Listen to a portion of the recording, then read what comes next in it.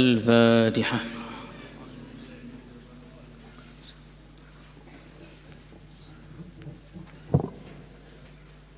الفاتحة.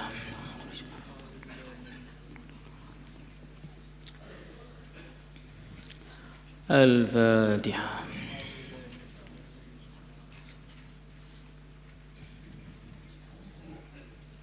الفاتحة.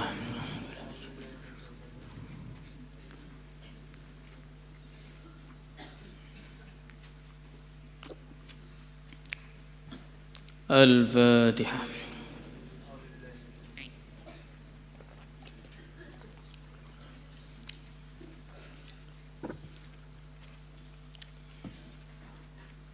الفاتحة.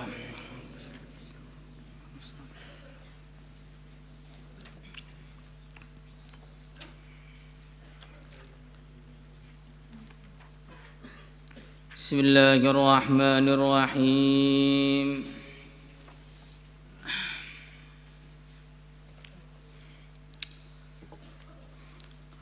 وخرج الطبراني بإسناده عن ابن عباس رضي الله تعالى عنهما قال مرة telah lewat An-Nabi sallallahu alaihi wasallam bi Abdullah bin Rawahah, berjumpa dengan Abdullah bin Rawahah, melewati Abdullah bin Rawahah, berpapasan dengan Abdullah bin Rawahah. Wa huwa, sedangkan Abdullah bin Rawahah yudzakiru, memimpin zikir ashabahu, teman-temannya. Yudzakiru, menjadikan berzikir ashabahu, teman-temannya. Ya, mungkin beliau subhanallah, yang lain subhanallah. Intinya sebab tindakan beliau, teman-temannya itu berzikir, entah dengan isyarat atau dengan zikir dipimpin, atau dipimpin di awal atau bagaimana. Yang jelas terjadilah majlis zikir di situ. Wa qala Rasulullah sallallahu alaihi wasallam, ama innakum, sesungguhnya kalian, al-mala', adalah satu kelompok, alladzina, yang kelompok tersebut, amarani, telah memerintahkan kepadaku, Rabbi, Tuhanku, an asbira, untuk aku menyabar-nyabarkan nafsi, diriku, ma'hum, bersama mereka. Tsumma tala, kemudian beliau membaca hadhil ayat ini. Wasbir nafsaka ma'al ladina yad'una rabbahum bil ghadati wal 'ashyi yuriduna wajhah ولا تعد عيناك عنهم تريد زينة الحياة الدنيا ولا تطع من أغفلنا قلبه عن ذكرنا واتبع هواه وكان أمره فرطا. Wasbir, maka sabar-sabarkanlah wahai Muhammad, nafsaka, diri engkau, ma'alladina, bersama orang-orang, yad'una, yang mereka berdoa, rabbahum, kepada Tuhan mereka, bil ghadati, pada pagi hari, wal 'ashyi, dan pada sore hari, yuriduna, yang mereka semua menghendaki, wajhahu, ridhonya Allah. Wala ta'du 'ainaka anhum, dan jangan kau palingkan penglihatanmu dari mereka, turidu, engkau menghendaki, zinatal hayatid dunya, perhiasan kehidupan dunia. Wala tuti, dan jangan kau taati, man, orang, aghfalna, yang aku telah melalaikan dirinya, man aghfalna, yang aku telah qalbahu, hati dia, an dzikrina, dari zikir kepada aku, wa kana, dan urusan, wa kana amruhu, dan urusan dia, furuta, selalu melampaui batas. Jadi di sini ada satu kemuliaan yang luar biasa yang Allah berikan kepada orang-orang yang duduk di majelis-majelis zikir, yaitu baginda Nabi sallallahu alaihi wasallam, orang yang paling mulia, manusia yang paling mulia, bukan hanya manusia, makhluk yang paling istimewa, disuruh menyabar-nyabarkan diri duduk dengan ahli zikir. Kalau Nabi yang sudah memiliki semua kemuliaan, semua keistimewaan, semua kelebihan, harus beliau ini menyabar-nyabarkan diri duduk dengan orang-orang ahli zikir, maka ini berarti ala sabilil aula, kita ini harus lebih sabar-sabarkan diri lagi. Ya, berkumpul dengan orang-orang baik itu memang tidak mesti enak. Ya, tidak mesti enak, bahkan kadang-kadang tidak enak. Berkumpul dengan ahli zikir itu bagi orang yang enggak zikir berat. Kok panjang kali, enggak selesai-selesai ini, padahal baru mulai. Ini udah enggak selesai-selesai. Ya, memang berat. Nah, kalau Nabi disuruh menyabar-nyabarkan, masa kita enggak mau sabar? Yang pertama, wasbir nafsaka ma'al ladina yad'una rabbahum bil ghadati wal 'ashi. Pagi sore ini selalu diulang-ulang ya, di dalam Al-Qur'an, begitu juga dalam hadis-hadis. Karena memang ini adalah waktu yang istimewa.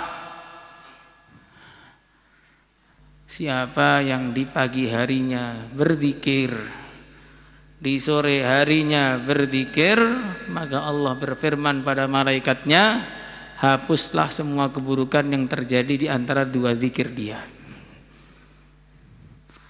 Dan memang kebanyakan manusia di waktu pagi dan sore itu mereka lupa kepada Allah. Kalau ahli dunia pagi hari sudah sibuk dengan pekerjaannya, berangkat kantor pagi-pagi, sepatunya disemir sampai licin, saking licinnya jatuh. Nah, pagi-pagi sudah persiapan, lupa zikir kepada Allah. Sore hari tinggal capeknya ngopi, lupa pula zikir kepada Allah. Kalau santri tidak, pagi hari nggak berangkat kerja, sibuk dengan ngantuknya, sampai berdiri pun jatuh Qurannya. Yang ketawa lihat, masya Allah bisa begitu. Kalau sore hari sibuk rebutan nasi, cepet-cepet nih, kalau nggak cepet nggak kebagian nasi, nggak kebagian nasi susah, nggak kebagian soal nggak susah. Nah ini berarti kita ini hanya jagoan nasi saja berarti. Makanya pagi dan sore ini selalu diingatkan oleh Allah dalam Al-Quran dan hadis. Wala ta'du 'ainaka 'anhum, dan jangan kamu memalingkan pandangan kamu dari orang-orang ahli zikir. Kadang-kadang kalau ahli zikir itu bentuknya tidak menarik. Apalagi waktu itu yang diturunkan kepada Ashabus Suffah, orang-orang yang sangat melarat, sangat miskin. Pakaiannya pun kadang-kadang bukan hanya cuma satu, cuma bagian bawahnya saja mereka punya, atasnya nggak punya. Tidak good looking, apalagi itu. Jadi tidak menarik. Tapi walaupun mereka tidak menarik di pandangan manusia, mereka adalah orang yang dicintai oleh pencipta manusia. Wala ta'du 'ainaka 'anhum, jangan kau palingkan penglihatanmu dari ahli-ahli zikir. Pandanglah ahli-ahli zikir itu dengan pandangan kecintaan, pandangan penghormatan, karena mereka lah orang-orang yang ditolong oleh Allah untuk mengingatnya. Wala tuti' man aghfalna qalbahu 'an dzikrina, dan jangan kamu ikuti orang-orang yang hatinya tidak mau berzikir. Maka Kiai Uzairon dulu mengatakan, orang itu untuk bisa mengikuti syaratnya itu harus jadi ahli zikir, bisa diikuti syaratnya juga harus jadi ahli zikir. Mana di Quran ayatnya? laqad kana lakum fi rasulillahi uswatun hasanah liman kana yarjullaha wal yawmal akhir wa dzakarallaha katsira. Jadi agar bisa ikut Nabi dengan baik harus jadi ahli zikir. Agar bisa diikuti amalannya oleh orang lain juga harus jadi ahli zikir. Wala tuti' man aghfalna qalbahu an dzikrina wa kana amruhu furudha. Kalau orang itu sudah enggak zikir, maka nanti selalu melampaui batas. Orangnya itu enggak pernah benar. Ya, itu contohnya orang kafir itu yang sempurna enggak zikirnya, selalu melampaui batas. Kalau lagi pakai pakaian yang panjang, maka nyeret jadi kayak tukang pel. Panjang sekali pakaiannya. Tapi nanti kalau lagi pengen mode pendek, umur 30 tahun, pakaiannya kayak bayi 3 hari. Pendek sekali, sampai kayak nggak ada. Jadi amruhu furudha. Kalau nanti dia mau bicara nggak pernah berhenti. Kalau diem ada hari nyepi, diem. Jadi kalau ngomong terus, diem terus, jadi nggak jelas. Nah, jadi harusnya orang itu kadang ngomong kadang diem ya. Kalau ngomong terus jadi bebek, kalau diem terus jadi batu. Bagaimana membedakan batu dan bebek? Kadang ngomong kadang diem. Maka ana amruhu furudha. Nah, jadi orang itu kalau nggak mau zikir begitu, jadi melebihi batas, jadi nggak normal. Amma ingatlah innahu sesungguhnya ma jalasa iddatukum, tidak ada duduk bilangan kalian, illa jalasa kecuali duduk ma'hum bersama mereka, iddatuhum bilangan mereka, minal malaikati dari para malaikat. Jadi para malaikat akan duduk di majlis zikir sesuai dengan jumlah orang yang hadir di situ. Kalau yang zikir 10, maka malaikatnya 10. Kalau yang duduk 1000, maka malaikatnya 1000. Maka semakin banyak orang ahli zikir itu berarti semakin mendatangkan banyak malaikat. Tapi 1000 yang melek 5 bagaimana? Nah, itu termasuk masih zikir gak kira-kira itu? Masih enggak? Masih. Membela diri sendiri namanya. Nah, jadi semakin banyak kita membuat majlis kebaikan, maka semakin banyak pula malaikatnya datang. Dan malaikat bukan hanya datang, in sabbahullah, kalau ahli zikir tadi menyucikan Allah Ta'ala, sabbahuhu, maka para malaikat juga ikut bertasbih. Jadi malaikat ikut bunyi. Malaikat aja ikut bunyi, masa kamu enggak? Nah, itu orang-orang yang suka sok-sok diem kalau wiridan itu harus malu sama malaikat. Malaikat saja ketika duduk di majlis zikir, in sabbahullah sabbahu. Kalau ahli zikirnya subhanallah, malaikat pun subhanallah. Jangan bilang sudah saya wakilkan malaikat. Nah, ini kacau karena ada orang itu cepet dia itu engkelnya itu. Wa in hamidullah hamiduh. Kalau mereka memuji Allah, alhamdulillah hamidu, para malaikat juga memujinya. Wa in kabbarullah kabbaru, kalau mereka mengagungkan Allah, Allahu akbar, kabbaru, malah malaikat pun juga mengucapkan Allahu akbar. Thumma yas'aduna ila Rabb jalla thana'uhu, kemudian mereka naik kepada Rabb Jalla Tanahu, maha agung pujian kepadanya. Naik maksudnya tempat sowannya di atas, tempat melapornya itu di atas, bukan berarti Allah di atas. Nah, sebagaimana Isra Mi'raj itu, Nabi naik ke atas ya, karena tempat yang paling mulia untuk menerima wahyu itu di atas. Wa huwa a'lamu bihim, sedangkan Allah lebih tahu dengan keadaannya hamba-hambanya.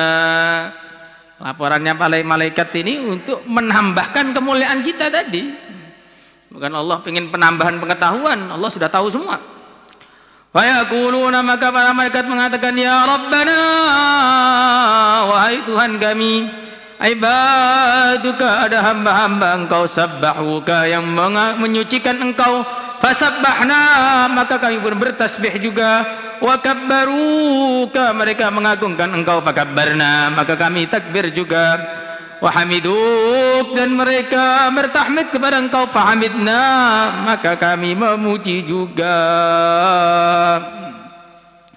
Wa yaqulu rabbuna, maka Tuhan kita mengatakan, ya malaikati, wahai malaikatku, ushidukum, aku telah menyaksikan kepada kalian, anni, sesungguhnya aku, qad ghafartu lahum, telah mengampuni mereka semua. Allahumma ja'alna minhum. Fayaquluna, maka para malaikat mengatakan, fihim, di kalangan orang-orang yang zikir itu, fulan, ada fulan al-khatta, yang banyak salahnya, ngajinya enggak bawa kitab, banyak salah, enggak sengaja mau balik ada yang jaga, sudah lanjutlah, duduklah. Ini mungkin begitu, itu mungkin dilaporkan juga orang yang begini nih. Fa yaqulu, maka Allah berfirman, humul qaum la yashqa bihim jalisuhum, mereka adalah satu kelompok yang tidak akan celaka dengan sebab mereka, jalisuhum, teman duduk mereka. Jadi yang enggak bawa-bawa kitab itu harus menghormati yang bawa kitab itu. Karena dengan sebab yang bawa kitab, yang enggak bawa kitab dapat syafaat. Tapi jangan, sudah dapat, sudah enggak bawa kitab. Nah, ini repot lagi nih. Muhammad kalau dibalik-balik jadi kebalik. Wallahu alam. Jadi ini majlis-majlis zikir itu Masya Allah didatangi oleh para malaikat. Nah, makanya karena majlis didatangi oleh para malaikat, perlu kita ini menyingkirkan perkara-perkara yang tidak disukai oleh para malaikat. Para malaikat nggak suka kalau ada bau tidak enak. Maka Nabi saya melarang, la tadkhulu alayya kulhan, jangan kalian masuk menemuiku kulhan, giginya masih kuning. Jadi kuning itu kalau emas bagus, tapi kalau gigi ya jadi mengerikan sekali. Nah, jadi nggak boleh, maka masuk masjid tuh giginya harus bersih. Begitu juga bau-bau yang tidak enak. Siapa yang memakan bawang, fala yaqrabanna masajidana, jangan dekat-dekat masjid-masjidku. Kalau bawang mungkin gampang dibersihkan, ada yang susah dibersihkan, bau rokok. Nah, ini yang rokok-rokok ini bikin malaikat ini nggak mau datang, sambil tahlilan sambil berterbangan asapnya. Nah, yang begini malaikat mau datang nggak mau ini. Mulut untuk mendekat kepada Allah kok dikasih asap. Memang orang merokok itu bagian dari manusia yang tidak normal. Orang di mana-mana kan asap itu dihindari, malah asap dimasukkan. Tapi yang bikin rokok itu sudah bilang, kami ini bikin rokok khusus untuk orang-orang yang nggak bisa baca tulisan. Nah, tulisannya kan merokok membuat kanker dan sebagainya, karena mereka nggak bisa baca, mereka beli. Atau main matanya min kan tulisannya kecil, yang berbicara kami adalah surya.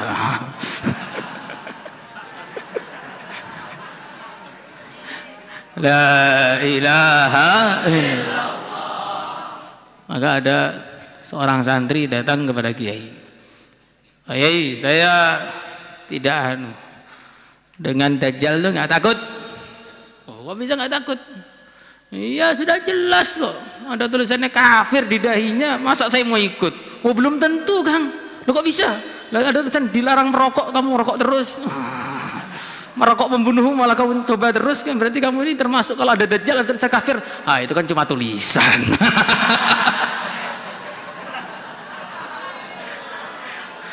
La ilaha illallah. Maka ini harus dijauhi perkara-perkara yang menjadikan para malaikat menjauh dari majelis kita, itu harus dijauhi, termasuk gambar-gambar. Para malaikat itu sangat tidak suka dengan gambar, dan orang itu kalau menggambar, asyaddun nasi adzaban yaumal qiyamah man yudahiuna bi khalqillah. Itu sahih. Orang yang paling berat adabnya pada hari kiamat diantaranya orang yang suka menggambar. Menggambar nggak boleh. Kalau lihat gambar bagaimana? Ya, mana itu kira-kira itu? Mirip-mirip lah kayaknya.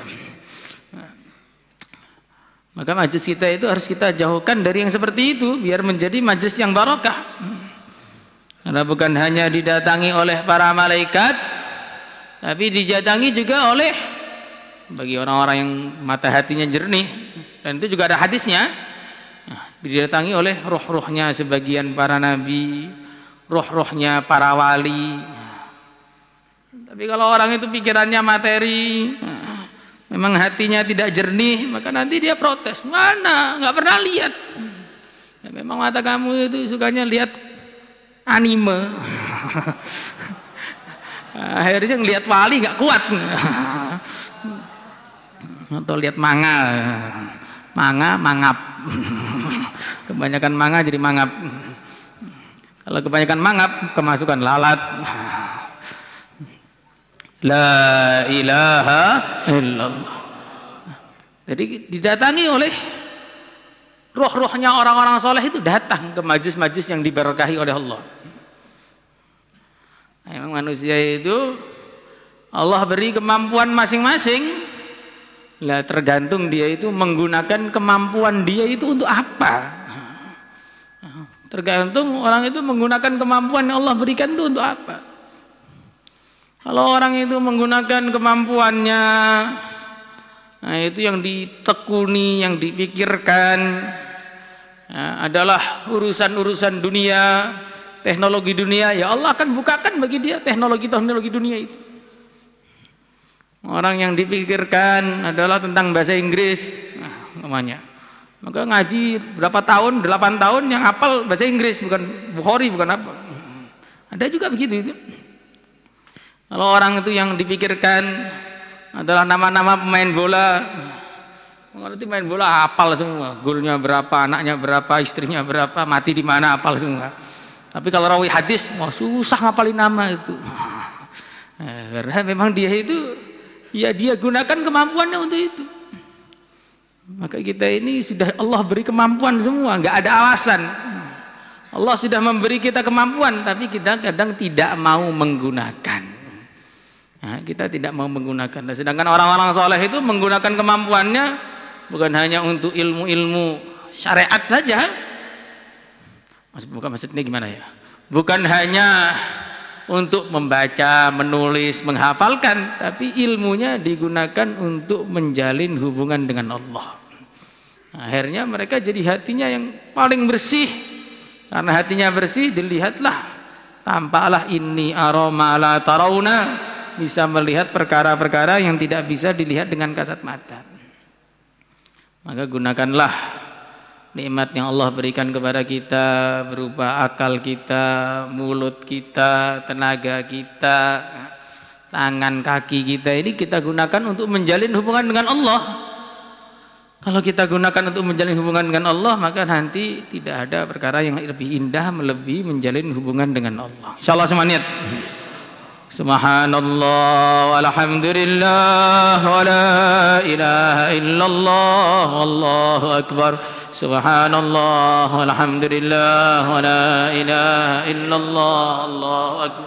Subhanallah walhamdulillah wa la ilaha Allahu akbar. Subhanallah walhamdulillah wa la ilaha illallah Allahu akbar. Subhanallah walhamdulillah wa la ilaha illallah Allahu akbar. Subhanallah walhamdulillah Allahu akbar. Subhanallah walhamdulillah wa la ilaha illallah Allahu akbar. Subhanallah Allahu akbar. Subhanallah walhamdulillah wa la ilaha Allahu akbar. Subhanallah walhamdulillah wa la ilaha Allahu akbar. Subhanallah alhamdulillah Allahu akbar. Subhanallah alhamdulillah wa la ilaha Allahu akbar. Subhanallah alhamdulillah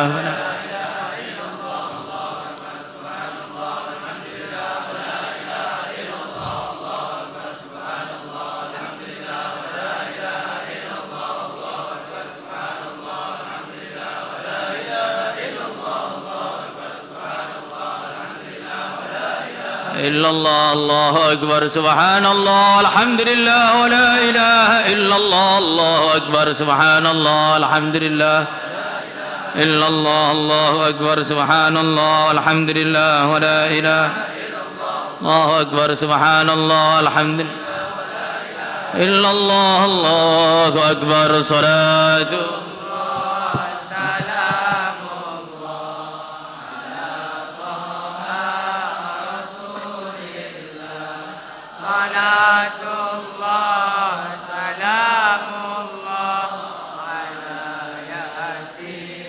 Habib